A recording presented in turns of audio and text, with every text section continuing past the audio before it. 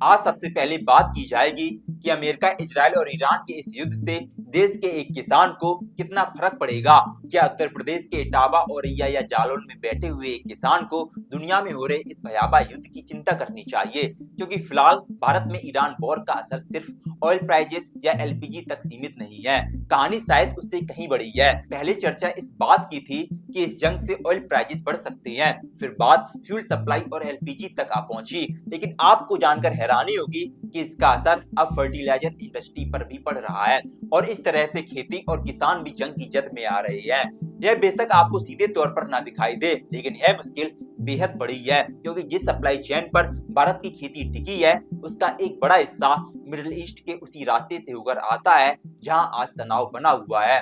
अब सवाल यह है कि मिडिल ईस्ट में चल रही इस जंग का भारत की फर्टिलाइजर इंपोर्ट से क्या कनेक्शन है, और फिलहाल सब लोग स्ट्रेट ऑफ हॉर्मोज की बात क्यों कर रहे हैं?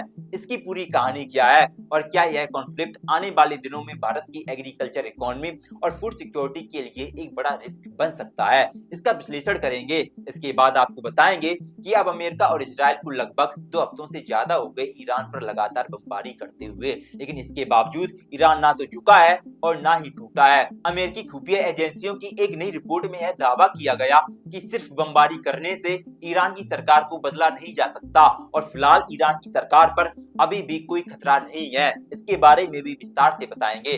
नमस्कार, हमारा नाम है प्रेम चतुर्वेदी और भारत की बात में आपका बहुत बहुत स्वागत है। बढ़ते हैं अपनी पहली खबर की तरफ।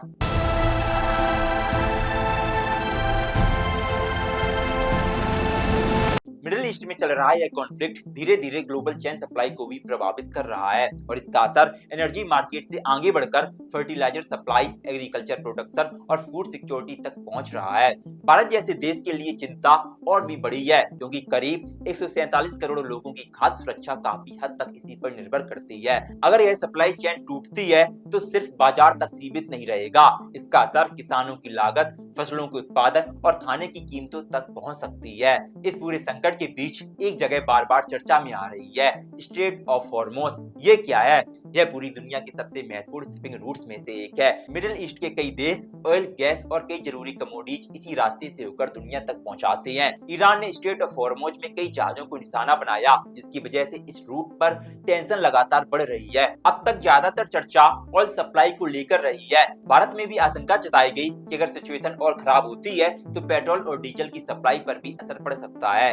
इसके साथ ही एलपीजी सिलेंडर्स की उपलब्धता को लेकर भी चिंता बढ़ी है, क्योंकि देश में 33 करोड़ से ज्यादा घर कुकिंग के लिए एलपीजी पर डिपेंडेंट है और लाखों रेस्टोरेंट और स्ट्रीट भी इसी फ्यूल का इस्तेमाल करते हैं। हालांकि सरकार का कहना है कि देश के पास फिलहाल स्ट्रेटेजिक ऑयल रिजर्व मौजूद है और जरूरत पड़ने पर रूस से क्रूड ऑयल इंपोर्ट बढ़ाकर सप्लाई बैलेंस की जा सकती है। लेकिन इस पूरी कहानी का एक हिस्सा ऐसा भी है जो अभी हेडलाइंस में कम दिखाई दे रहा है, वो है फर्टिलाइजर सप्लाई चेन। आंकड़े बताते हैं कि ईरान वॉर और स्ट्रेट ऑफ हॉर्मोज पर टेंशन की वजह से इंडिया की फर्टिलाइजर सप्लाई चेन लगभग 20 से 25% तक असुरक्षित हो सकती है। इसकी वजह यह है कि भारत फर्टिलाइजर्स के लिए काफी हद तक इंपोर्ट पर निर्भर है। अनुमान के मुताबिक इंडिया की नाइट्रोजन फर्टिलाइजर इंपोर्ट का लगभग 63% गल्फ कंट्रीज से आता है, जिसमें यूरिया और अमोनिया जैसे फर्टिलाइजर शामिल है। वहीं डीएपी यानी डायमोनियम फास्फेट के करीब 32% एक्सपोर्ट भी इसी रीजन से आते हैं। अगर पोटास की बात करें तो लगभग 42% इंपोर्ट्स अकेले सऊदी अरब से आते हैं।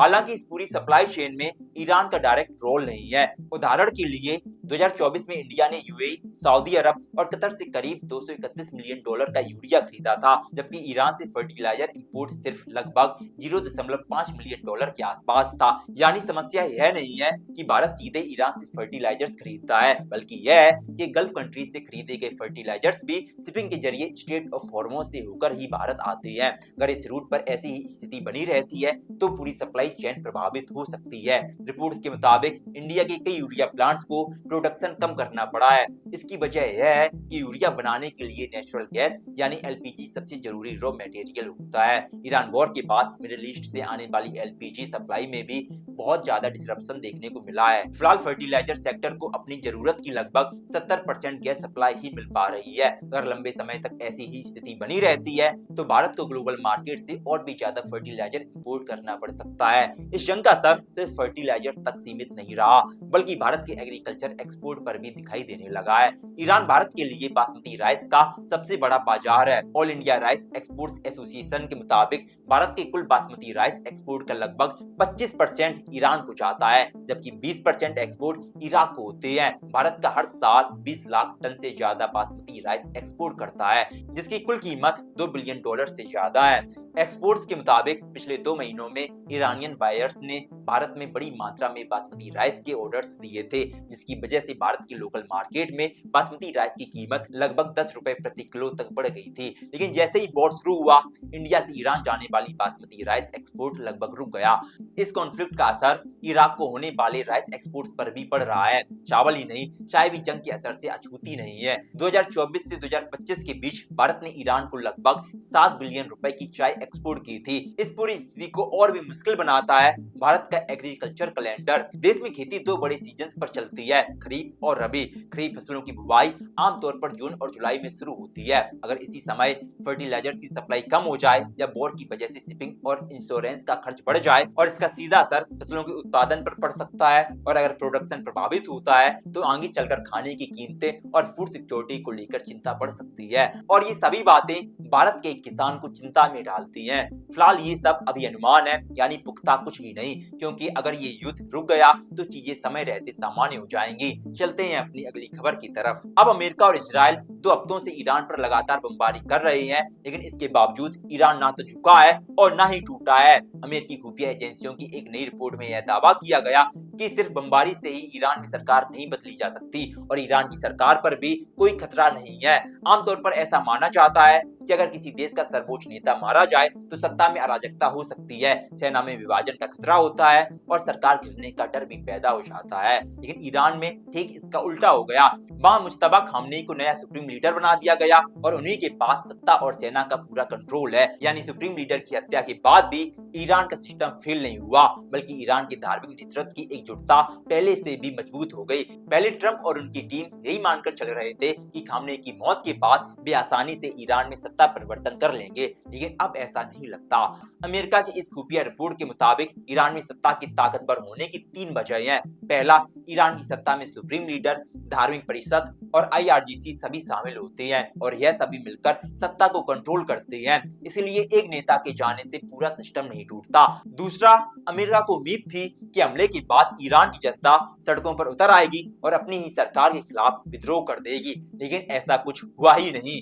यानी अंदर से ईरान की सरकार अब भी सुरक्षित है। तीसरा, ईरान का विपक्ष बहुत ज्यादा कमजोर है। अगर वहां निर्वासित विपक्षी नेता सरकार गिराने की कोशिश करते हैं तो वहां कामयाब नहीं होंगे, क्योंकि उनके पास ना तो जनता का समर्थन है और ना ही सेना का समर्थन। अमेरिका के राष्ट्रपति डोनाल्ड ट्रंप युद्ध में जीत का दावा कर रहे हैं और कहते हैं कि युद्ध बहुत जल्द खत्म हो जाएगा, लेकिन सच्चाई ये है कि ट्रंप के पास ईरान युद्ध पर अभी तक कोई ठोस उपलब्धि नहीं है जिसे वह दुनिया को दिखा सके। आज भी ईरान अपनी पूरी ताकत के साथ अमेरिका और इजराइल के खिलाफ डटकर खड़ा हुआ है। अब यह समझिए कि अमेरिका का जो कैलकुलेशन था ईरान के बारे में वह फेल क्यों हो गया, अमेरिका का होमवर्क कमजोर क्यों पड़ गया।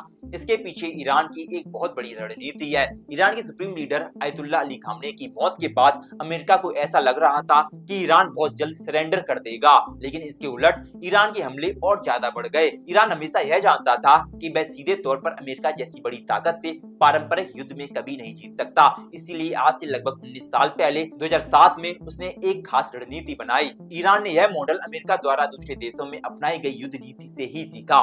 उन्होंने अमेरिका को बहुत ध्यान से स्टडी किया, देखा कि जब अमेरिका दूसरे देशों पर हमला करता है तो उसकी रणनीति क्या होती है।